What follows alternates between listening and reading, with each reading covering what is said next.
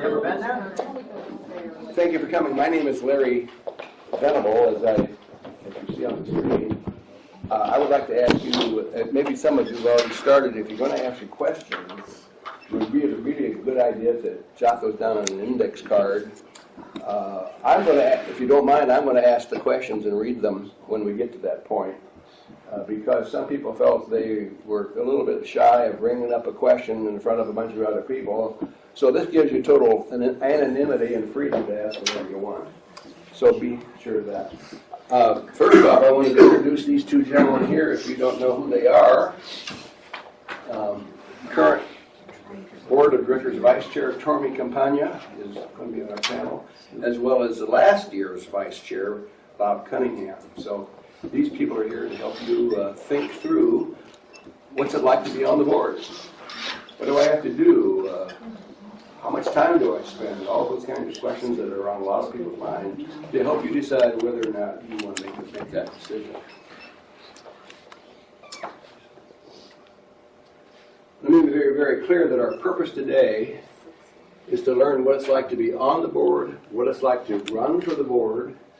It's not to discuss issues. That's not the reason we're here, and that's not going to happen. So just remember that that's not, don't ask Tormy, why did you make that decision? Why did you do it? No, that's not why we're here. I think a lot of you know that. The first and most important part of this is to understand what are the qualifications. And as you can see, they're not really complicated. The minimal required qualification is to be a property owner in good standing and get 25 signatures of other property owners that you know. By the way, I should mention that 2 years ago that was 50, and they reduced that to 25, so it shouldn't be too difficult. And then the third is you've got to have an application submitted by January the 10th. Basically, that's about a month from now. So if you've got a month to make the decision, do I want to do this or not? But you have to have your app in by the 10th. That's required. It would be nice if people had these kinds of skills, people who understand finance, economics, law, real estate, marketing, or whatever. These are the kinds of people that could really bring a lot of value. It would also be nice if people had a very strong interest in the long-term welfare of the village. And I really want to emphasize point number 3. You got to come to the board with an open mind. So many times, and I've heard this from 3 or 4 different directors, they told me the same thing.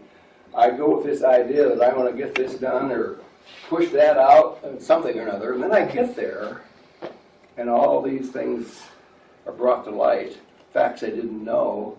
I hear somebody from the POA talk about this or that other thing, and I realize, oh, I didn't realize that. So it's really important that you come with an open mind, willing to listen, willing to understand, willing to dig in a little bit before you get involved in the decision-making process. Fair enough? Here's the schedule. As we said, the application has to be in by the 10th. After that, there's about 2 months before the voting will happen. Well, people can vote all through there, but you've got about 2 months for any kind of a campaign you intend to do. And you'll assume duties on the tax day in the year 2020, April 15th. Immediately after the regular board meeting, after they do the regular meeting, the people who are going to be the new members have a special meeting in which they swear in the new members and they elect the corporate officers. And no business is done at that point. So your first actual business meeting would be the month after that, which would be,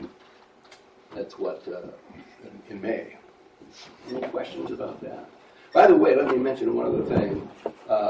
Before you leave today, we'll give you a handout. Looks like this.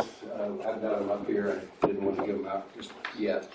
But all the things that we're going to talk about here are also on this piece of paper. So if you go home, you can review everything we talked about. It's all right here. And it'll have you all the instructions. So you don't need to worry about taking notes. Any questions at this point about what we've talked about? I think it's important to understand the long-term enterprise goals of the village. This has been stated the last several years. It's been approved by the board. And I think it's pretty obvious what they are. Our main purpose, the board's main purpose, is to protect the value and the lifestyle that we have in this wonderful place. I don't want my value of my house to drop. I want it to continue to rise best it can. I also love this lifestyle. I know you all would love to maintain that. It's a really important goal, obviously, to strengthen the financial health of the village. It's not in the best shape possible right now. It'd be nice if it could be strengthened through whatever means you have. A third goal is to build property owner trust and support. That's a tough one. So no matter what you do, somebody's not going to like it. There's so many different factions in the village that one decision is wonderful for one group, not so good for another. That is a real challenge, and I'm sure you understand that. But it's a constant effort to try to do the best we can to build support. Finally, and I love this one, and that's to make every visitor experience, every person who comes to the village leaves and says, wow, what a great place. That was super. I loved being there. That means employees of the POA, employees at the banks and the restaurants are nice and friendly and welcoming. One of the goals you have as a board member is to find ways of making sure that every visitor that comes to this place is excited about it and thinks about buying property. So I think those are four really well stated goals.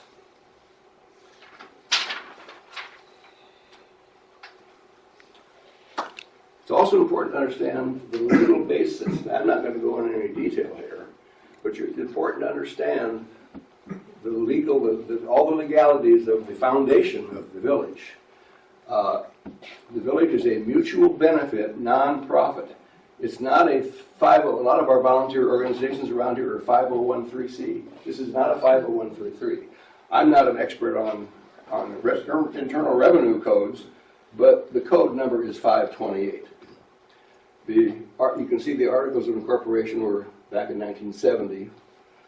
All the articles, declarations, covenants, and bylaws are subject to federal and state law. Very important to understand that. And all of the policies, the committee charters, the CMP are governing documents. And there may be some effort to change one or two of those. But there's a very careful, very specific legal process that must be followed for that to happen. A couple things I'll mention here. Wait a minute, before I do that, I should, no, I can wait. What does the board do? I know a lot of people ask that question, so what do you guys do up there? Wait, I mean, you spend all day, what the heck you do? And of course the answer is, well, I go to meetings and talk on the phone. But what they really do, and this is an incredible point, is that one of the responsibilities of the board is to establish the vision, where we're going, the mission statement, the values, all those ethical things, and of course basic principles. That includes, of course, annual plans and the budget. It's a major job making sure the budget is right. So that's the first thing they do. The second thing they do is to ensure that the village has the necessary resources to operate. That does include capable leadership. That does include adequate financial resources, and that does include the public image and the reputation of the village. That's a responsibility of the POA 7-member board. The third requirement, or what does the board do? The third one is they provide legal and fiduciary oversight, making sure that everything is done on the up and up properly. That includes finance, that includes risk management, that includes monitoring the different programs that are coming out, making sure that they are properly set up. It includes legal and ethical oversight, and it includes an annual is it annual? The CEO performance review. Those are the legal and fiduciary things that are required. And I want to show you one other thing, or tell you one other thing. There's all the legal things. We're going to give you a handout at the end of this meeting. It's called Conduct of a Board in a Governance Role, Board Member Duties. You're going to get a copy of that. If any of you want to go beyond that and learn about how a board functions, there's a great place to go. can write this down if you wish. It's called boardsource.org. And that's an organization from which all these things we're talking about here have come from that. Boardsource.org is a website that contains all the information on how to operate a board of directors in a public or private or any kind of nonprofit organization or whatever. If you want to go further, you can get a book on Amazon called The 12 Principles of Government That Power Exceptional Boards. So if you want to look into that, I'll repeat it, Amazon, 12 Principles of Governance That Power Exceptional Boards. Might be a great book. And if anybody wants to get that later, I've got that laying right there. Okay.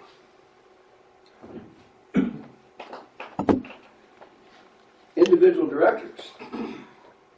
Individually, members are responsible. They have a legal responsibility. You can see the words duty of care, duty of loyalty, duty of obedience. Let me quickly give you a quick summary of what all that means. Very quick. The duty of care means a member is expected to stay informed and have a basic understanding of the issues requiring board action.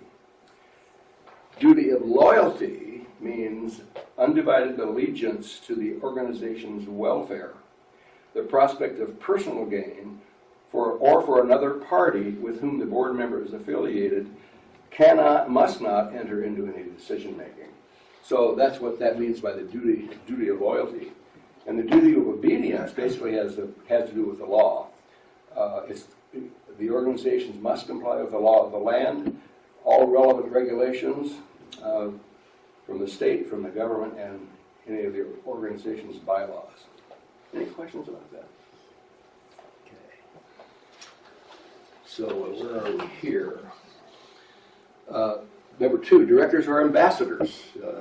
You represent the village, inside, outside. That's who you are. You're an ambassador.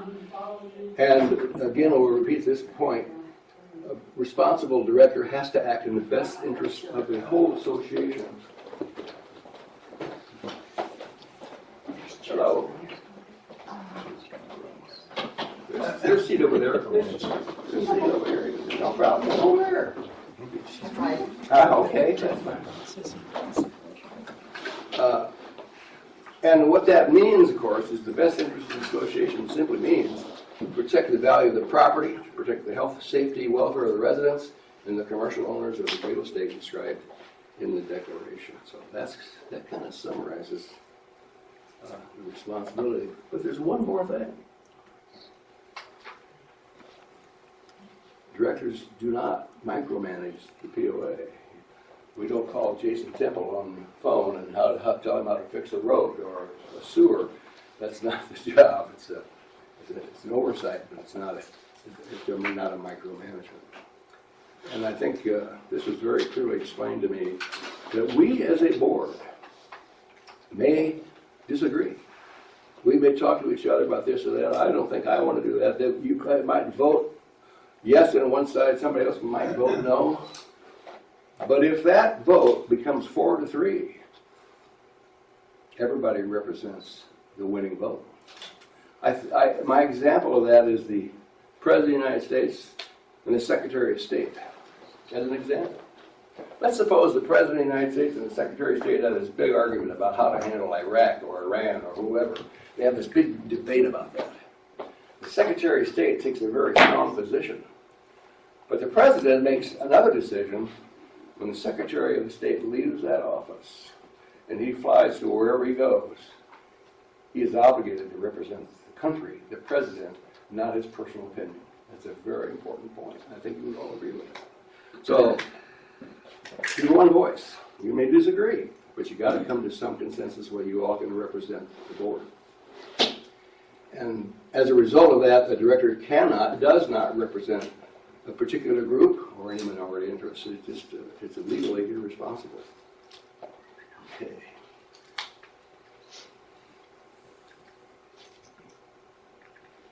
How much time do you spend at this darn job?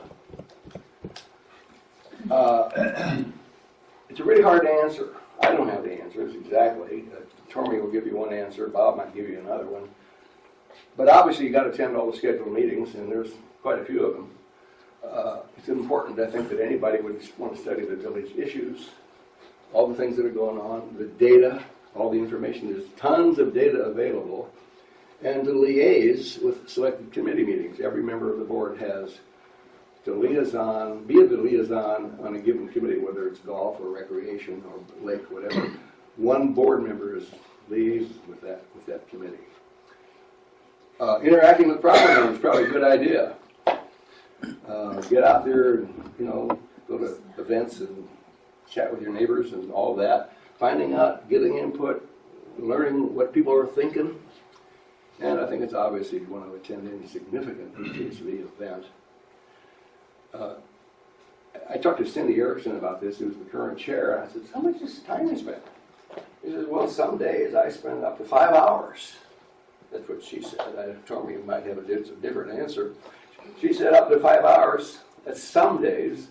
Some days I maybe only spend a couple, but there's always something.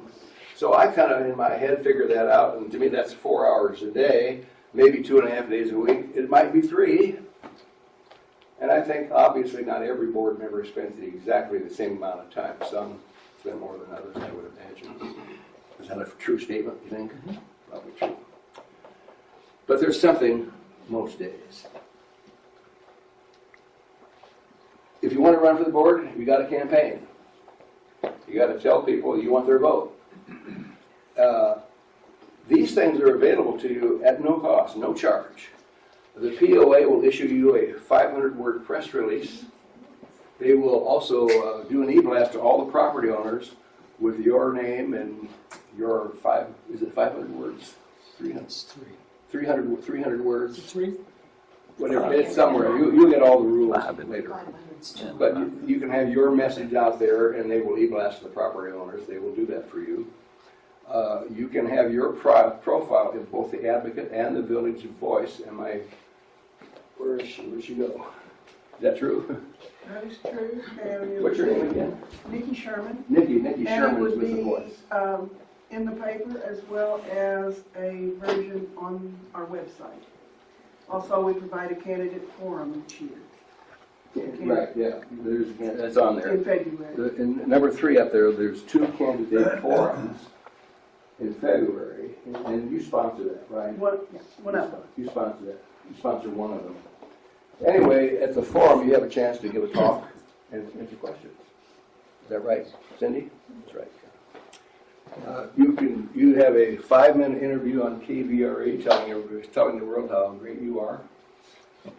And certainly you'd want to contact all the people in your personal network through emails, phone calls, whatever you obviously like to do. So that is cost you nothing. And that's up to you if you want to go beyond that, there's an optional other costs. If you want to take out ads in the Voice or on KVRE, you have to pay for it. If you wanted to take an ad in the Advocate, same thing. You might decide to have a personal website. How many of you, did you have a personal website? Bob? Bob didn't. Tormy did. Did Cindy? Nancy did. Nancy's. Okay. Some do, some don't. It's up to you, but you can put together a personal website. By the way, I found out you can do one on GoDaddy. They're not very expensive. I put the one together. It cost me $100. I thought it was pretty cheap. And it's a model. You can just kind of fill in the blanks. It's really kind of easy. Business cards, handouts, signs. If you want to make signs and put them up, that's obviously up to you. And some people use that. Are you familiar with GoFundMe? Some of you are familiar with that. You can put out a request for donations to your campaign. Ask your friends to give you a couple $1,000. I'm kidding. Anyway, you can get help financially, obviously. Now, one thing it's kind of like goes back to what we talked about being open-minded. Be very careful about what you say to your friends and neighbors and all that. But when I get on the board, by golly, I'm going to be very careful about that. Some of the board members have done that very thing. They get on the board and then they begin to study the facts and all the data and says, oh, I didn't know that. And then they change their mind and they're called a turncoat. So I'd be very, very careful about making those kinds of statements. You can certainly talk about what you stand for, but be very careful about making any commitments. I personally think that it would be, I shouldn't say this because I'm not running for the board, but I would think that people who are on the board would certainly be recognized as a leader in the community. To me, the main thing would be having the satisfaction of knowing you've helped this be a better place. You have the chance to impact other people's lives, make it better. And finally, you can help shape policy. You do have a particular goal. You can fight for that, and you can help shape policy. Okay. What's next? These are the following steps. If you decide to do this, you can pick up a packet at the POA building. And is Ella still here? I guess she's gone. You can pick the packet up at the POA building, or you can go to explorethevillage.com. And again, all this is in the handout, so you don't have to write it down.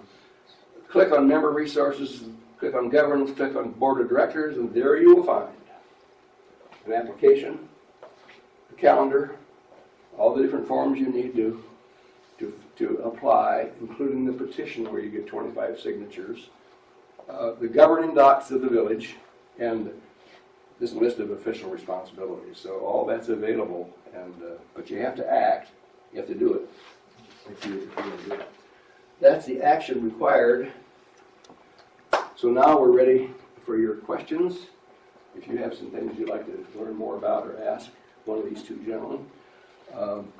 Again, I'd like to ask you to focus on their experience on running for the board, their experience in being on the board, but I prefer that we not get into any issue matters. So with that, Tormy and Bob, I'm going to ask Tormy's going to give a little 4 or 5 minute summary of his experience, and then you can ask questions. Go. Thanks, Larry. Thanks for a nice presentation also. Well, first I'd like to say it's been a real experience being on the board. Some was good, some was bad. But it's been an experience, and I've learned a lot.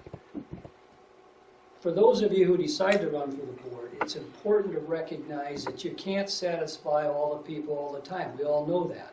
And no matter what decisions you make, you're probably going to get a group of people who are not happy with your decisions, and some take it out on you on the social media, which can be very disturbing, and particularly for your spouse, doesn't make them feel very good either. So it's important that you learn personally how to tolerate some of the bad comments you're going to get, and look forward to the good ones, because I'll tell you what, every time you get a compliment for something you did, it does offset more than the same number of people who were disappointed with any decision you may have made. You know, when I campaigned, I had a list of issues that were important, and I've tried to live up to all of those, but to Larry's point, there's been times where I've gotten more data after I've been on the board that caused me to realize you can't necessarily, or it's not even appropriate to do everything you campaign for. So it's important to, just like Larry said, it's important to not commit to it, but say you work towards a particular objective.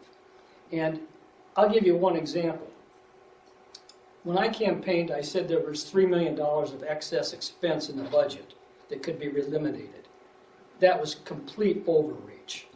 Every budget's got some amount of expense reduction that could take place, but if you took $3 million out of our expense budget like I campaigned on, you'd gut the village. You would either reduce services, you'd have to close a golf course, you'd stop fixing roads, you wouldn't do what we need to do for other infrastructure issues. So it was an overreach on my part. So you got to sort of be careful when you put numbers to things, and then people want to hold you to them, rightfully so if you put the number down. You know, and you really don't know what you don't know. And after you sit on the board for a while, it didn't take long to realize there was a lot more I'd have liked to know, and I might have approached things differently if I had of. But fortunately, very quickly you do get that information.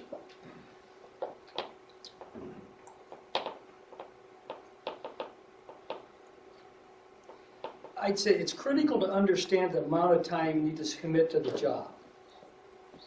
I listened to one board member say, oh, well, it's going to take you maybe 10 hours a week.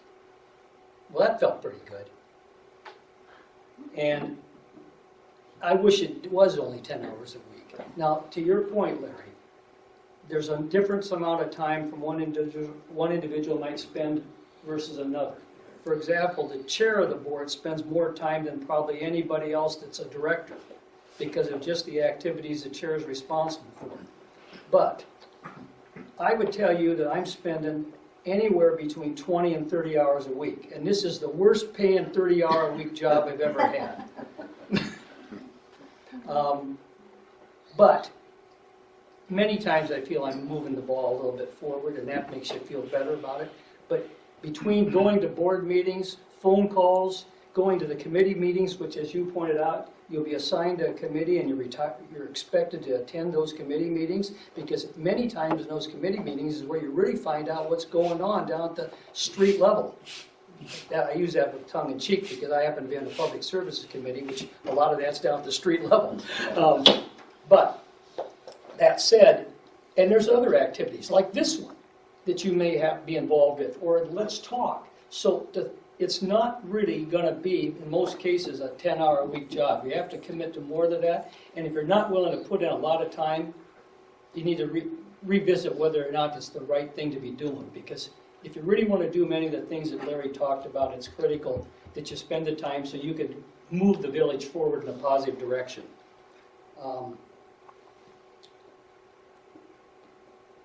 And I think I said this before. You know, you're not going to get everything done you desire. But you know what's important? You've got to build a relationship with the other board members, because nothing will get done unless you have a reasonable relationship. That doesn't mean you go out to dinner with them every night, invite them over to play cards. But it does mean you need to have a working relationship, and you have to learn to compromise. When I was in business, on any deal I was trying to do as a sales rep or as a sales manager, most of the time, not every time, compromise is required. Customer wanted one thing, you wanted something else, but if you didn't meet somewhere in the middle, nothing got done.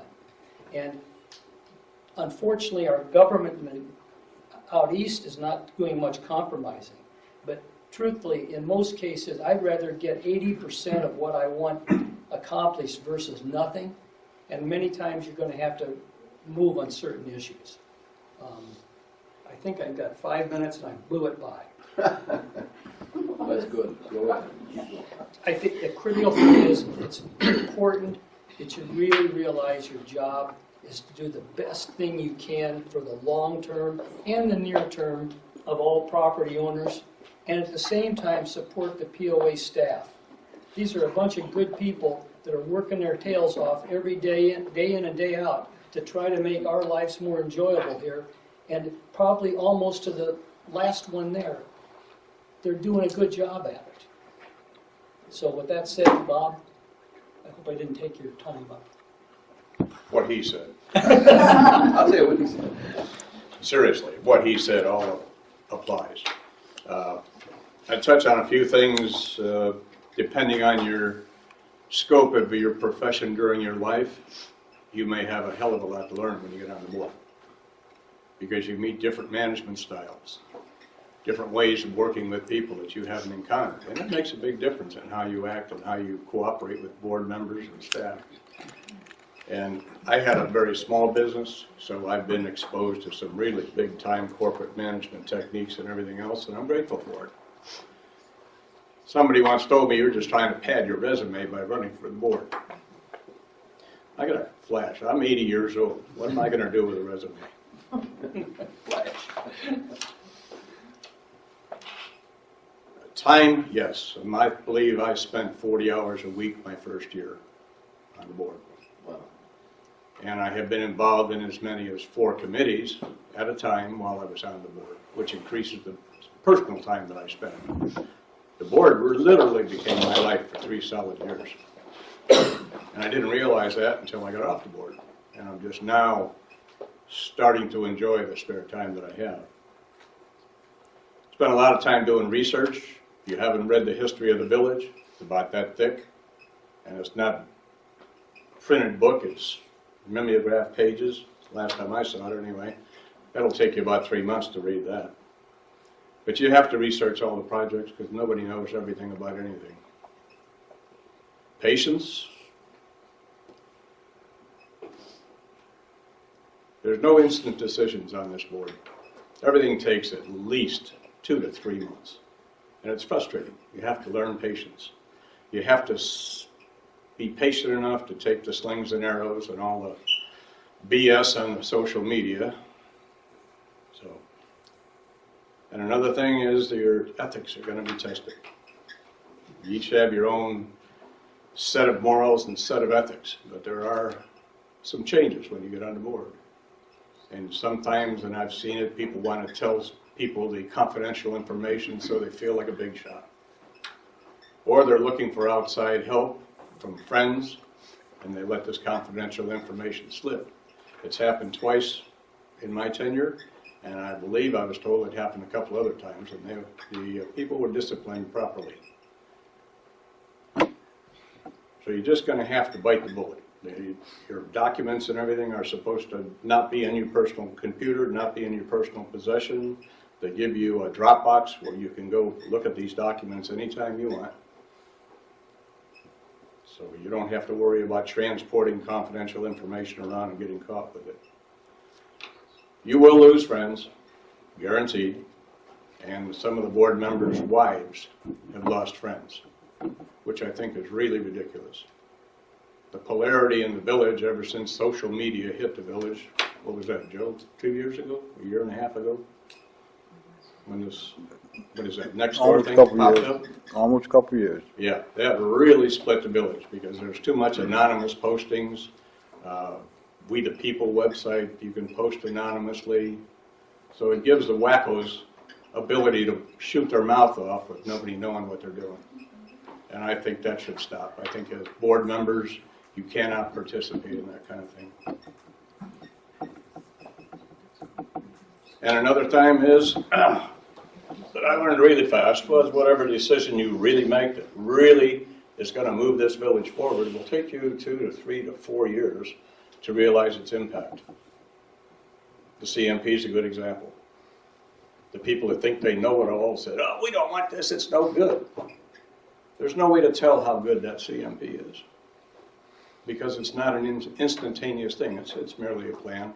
And most of the decisions you make on the board take time to evolve and take effect. And you can see that in past decisions, the geothermal and the Balboa Club. That was a big mistake, quote, mistake. All it took was I think it put a longer pipe into the lake and it fixed the whole problem. But it took a couple of years to understand that and realize. The same thing with the DeSoto Club. We're not done with that decision. It may last or it may not. But you have to realize whatever you say, whatever you do, you're going to live with it for years. And I want to compliment Larry on his presentation. I don't recall it being that good. The other couple of years I was involved. Yeah, well, you know, the experience. You know, Bob said something that we're in a world today that thinks that everything should be instant gratification. And to your point, there's a lot of things that we may make decisions on that whether they're good or bad doesn't show up for some period of time. If we change our marketing program or proceed to go at it a different way than it's being done last year and we do it different next year, that doesn't mean we're going to go from 60 houses a year to 300 overnight, even if it's a good plan. It takes time for that stuff to come to fruition and really prove whether it was successful or not. I don't know how many of you saw the letter I wrote to the Voice on Tuesday. I made a point in the letter to compliment past boards because they had the foresight to put together the CMP. I thought it was genius. A lot of people disagree. It cost me $50.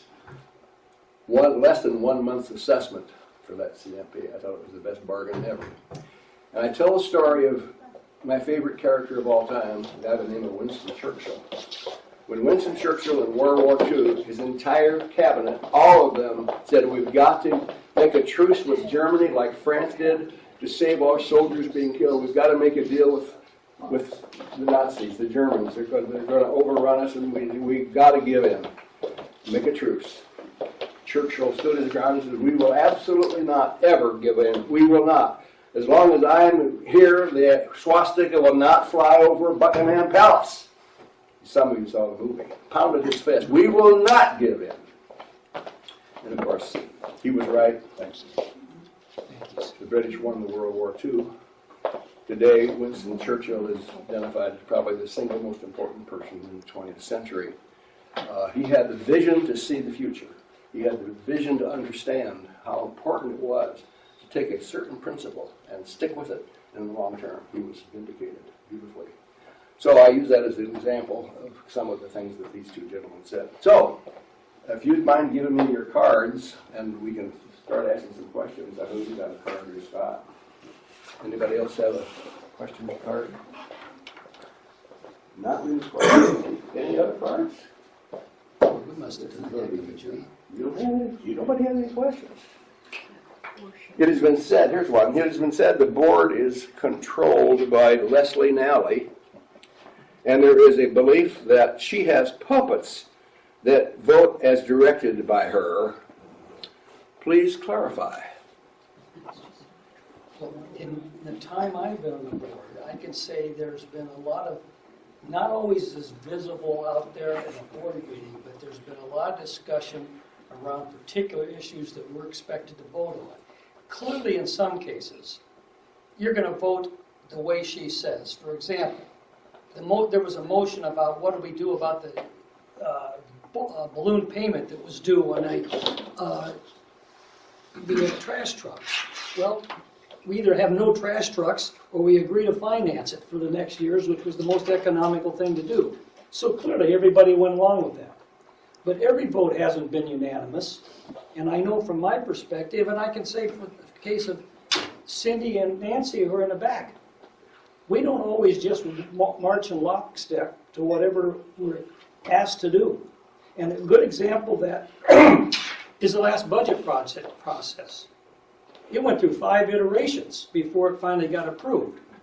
Well, I don't know if it's ever gone through 5 iterations before, but that didn't happen because we weren't in disagreement with a variety of issues within it. So I don't think that's the case.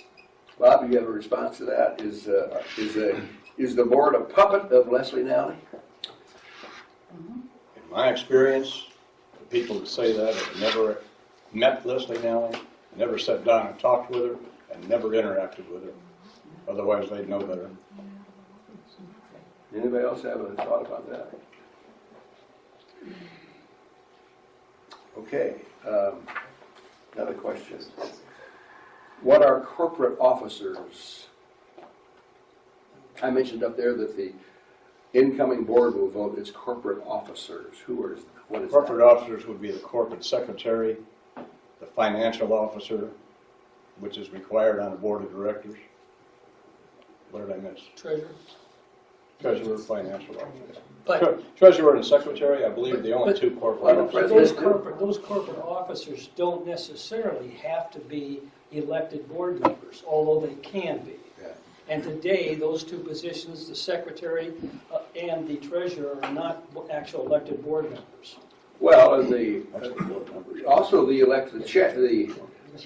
Is it not true that at that meeting in April that they vote for the chair? For example, the board may decide to vote for me, the next chair, or they might ask, who knows who? Maybe Nancy Luring, who knows?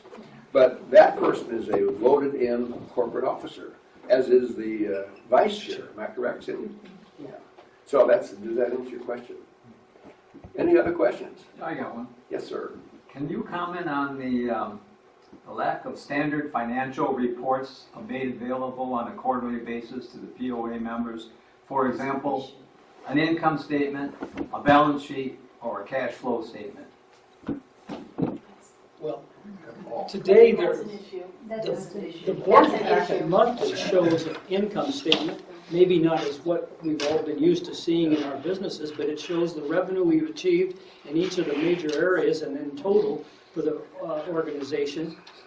It does show a balance sheet in effect because it shows what you spent, what you bought, and at the bottom whether or not you have a net worth of going up or down as an organization. Now, there's a lot of people who believe that information could be, say, more easily discernible. And there may be a point there that it could be easier to sort through and read. But the information you're talking about, I believe, is in the monthly package, let alone, there's not a separate quarterly one, but there's one, obviously monthly. It rolls from one month to the next and gives you the year-to-date numbers. Anyway, it is an issue, and I guess it's really not what we're going to talk about today.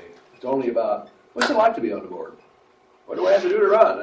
I think, hopefully that was answered. Anybody have any other questions about that?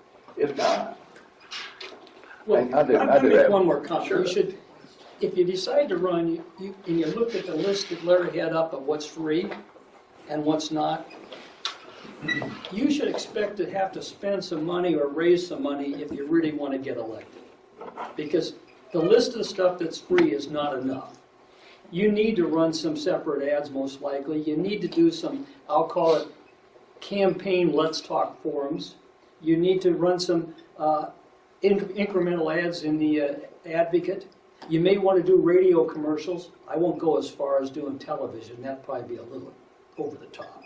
But be prepared to commit to some funds. You'd said something about you have all this secret information that you have to.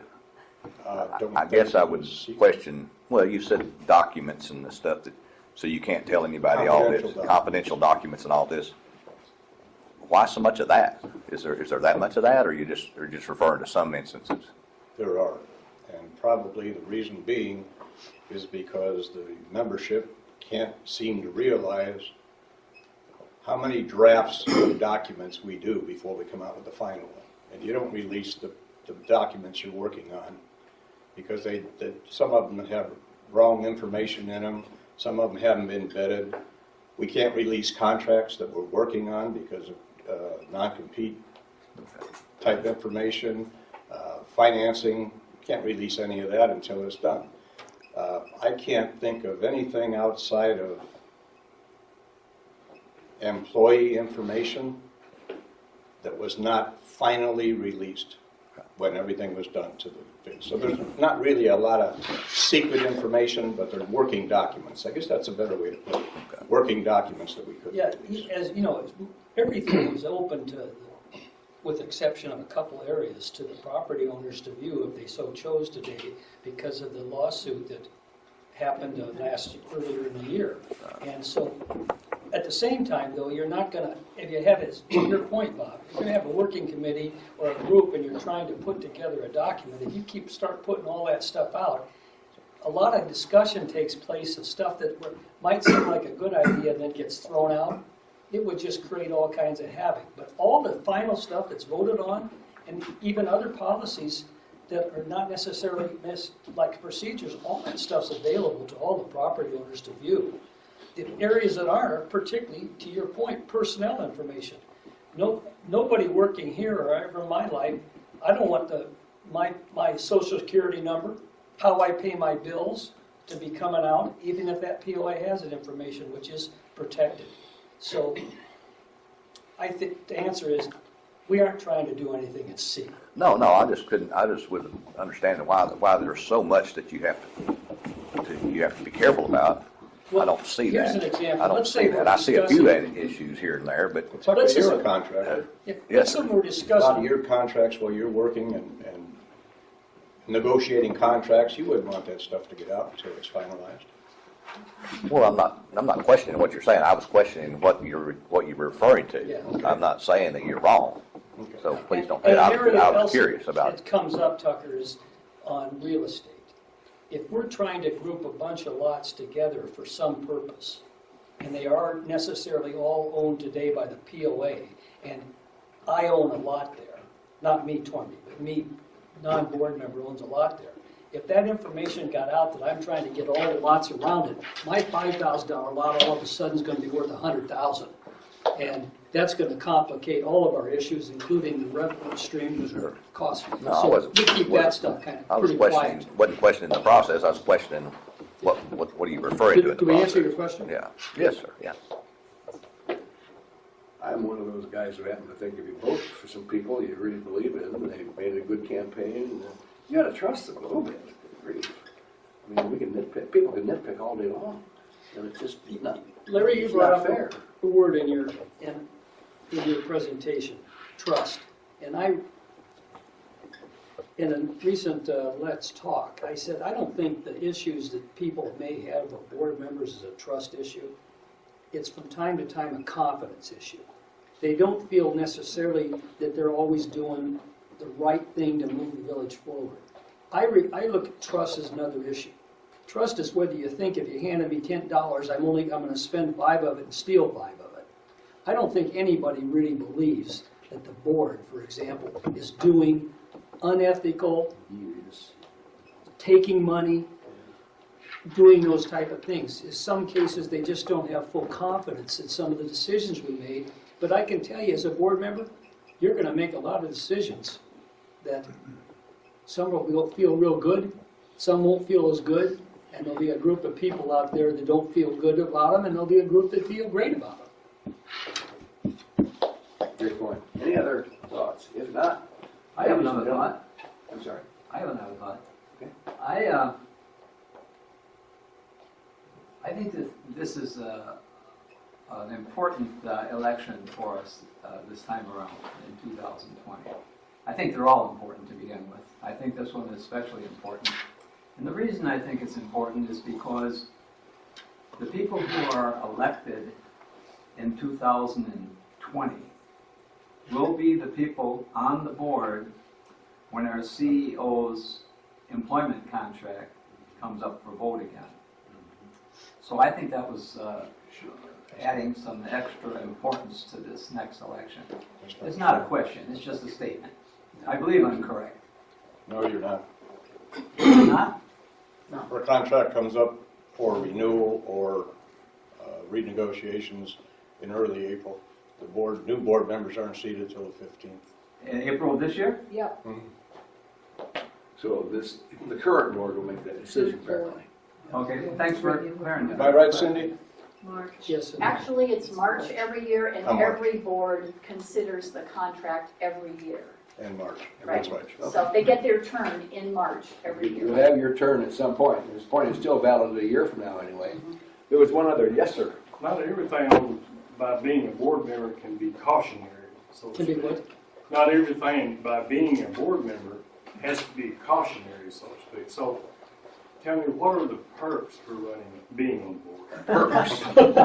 Well, they Honesty. get the Bentley, Free coffee. they get the Bentley car, a chauffeur, is that right? Yeah. Yeah. 24-hour security. There are probably 6 or 8 rubber chicken dinners over your tenure.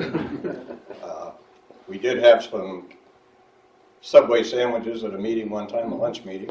Somebody mentioned security. Who was that? I see. Oh, 24-hour okay. security. 24-hour security. Yeah. Yeah, right. We need it, but no. There Our are, own Secret Service. the only perks you have are how you feel about what you've done for the board and for the village. And at the end of your tenure, you can sit back and if you have confidence in your decisions, So You would feel you not comfortable? consider this a volunteer type of thing that you're doing? Oh, yeah. Is it volunteer? Well, it absolutely is. oh yeah. The reason I say that is because there was a time when we had volunteers that operated gates. Mhm. We had volunteers on the fire department. We still do. We have a volunteer fire department. Exactly, I know that, because I'm retired from it. So those folks that were volunteers got perks, but they also put out work like you put out work, understand? Mhm. Or they got their assessment fees, they got the water bill paid, etc. Is that the case with the board now? No, legally, the board cannot get perks. This is a non-profit, not for-profit So you organization. wouldn't fall under it. No. Let me No answer perks. the question. Let me answer your We question. don't even get gym privileges. The staff, the workers get gym privileges as part of their perks because they're so low paid. But we're not getting paid, so we don't even get those. I know that.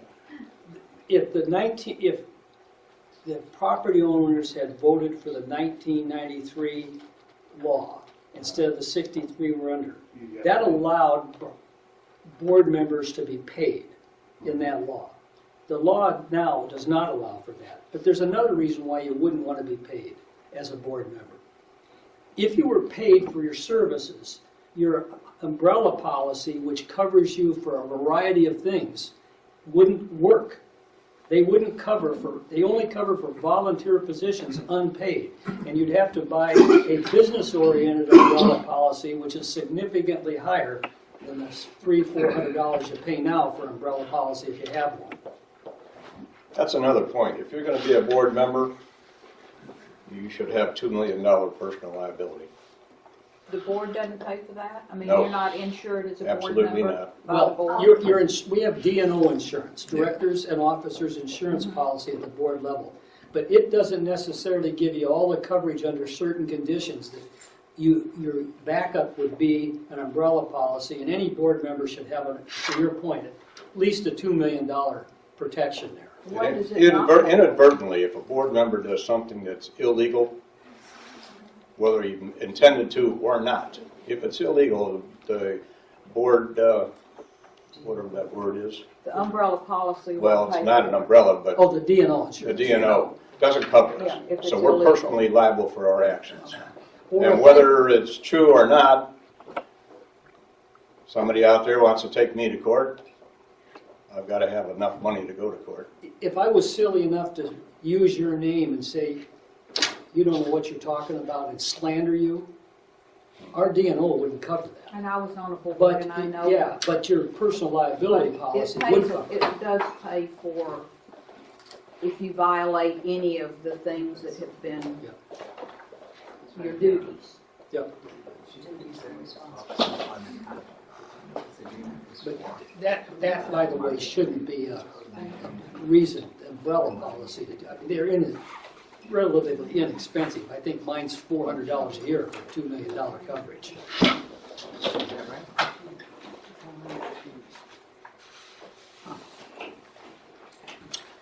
Anything else?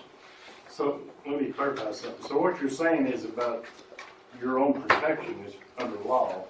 You're responsible for yourself. The POA is not responsible for it. Is that what I'm getting at? My personal actions, yes. Your personal. When I'm acting as a board member, Then the POA is responsible, right? yes. In And I other words, carry $1 you million can get sued in- for anything these days, so it's just a If matter. you're a board member and you're out Doesn't matter what driving you your do. car and you've run over somebody, they can sue you. I mean, anybody can bring a lawsuit for any reason. You're just a little more exposed as a And the board member umbrella than you would be policy as won't cover that. somebody on the street. So. Ladies and gentlemen, thank you for coming. Yes, Maxine. What are the kinds of things you learned after you became a board member that caused you to reconsider your original position? Well, you may get facts that you hadn't even looked at as closely as you should. Let's use the one example I said when I talked about the fact that we could cut $3 million. When I really dug into what was going on, I could see that there was just no way for that to make those kind of cuts. It just, you're not getting any information that you might not have available to you anyway, but you're forced to look at it more in depth than you might have if you were just sitting out worrying about whether my golf cart was going to start in the morning, which is about all I worried about before I got to be on the board. Maxine, you've been to every committee meeting and board meeting probably the last 20 years. How many board members, not board members, how many people running for the board have you ever encountered at any of those meetings? Not many. No, I can't think of it. Well, and So you come to the board, not you. You as a board member sits in this seat and you really don't know a darn thing about the village. And now you're getting educated and now your views change. It's that simple. And year to year, Bob's on the Public Services Committee now, and he was the liaison to it when he was on the board, right? And I'm the liaison to it. Well, I never attended a Public Services meeting. I know you attend them all. I could have come to you to get the information. But I can't tell you how much I learned by just because of being there all the time and what really goes on in Jason Temple's organization. and what the complex nature is of the, let's say, the streets, the signage, the culverts, on and on and on. And that's the kind of stuff you learn. Now, whether that makes you make a different decision than you would have otherwise on any particular issue, I'm not sure. But I'll guarantee you, you surely find out a lot of stuff you didn't know beforehand that's not only interesting, but it does help you do your job better. I got to tell you one example. I know Jason Temple a little bit. I found out every day, 365 days a year, at least there are 2 water leaks in the village that have to be repaired. Every day, that water's leaking, 2 of them, that's average. And the other thing I found out is that there are, how many culverts are there in the village? Anybody want to guess? 3,800. 3,800. And they're having, roots are coming through and they're getting older because they've been around 50 years, right? They have to all be fixed and repaired. The POA operations, Jason's chief of operations and all that crew, they do an incredible job and we don't even know what's going on. I heard him give a talk. He says, my job is not, you don't have to worry about anything. I'll take care of it. Just go out and have fun, play golf, play tennis, fish, hunt. I'll take care of your water and your sewer and your all that stuff. So don't worry about it. That was his message, and they do a phenomenal job. So anyway, that's an example. Yeah. So I think we ought to have a wrap here, don't you? Okay, before you leave, I want to make sure you understand that on the back table or shelf back there are 5 handouts. The one closest to you is the summary of what we said today in one single document, handout, orientation summary kind of thing. And then there's some other documents you can pick up or not, your choice. Thank you for coming.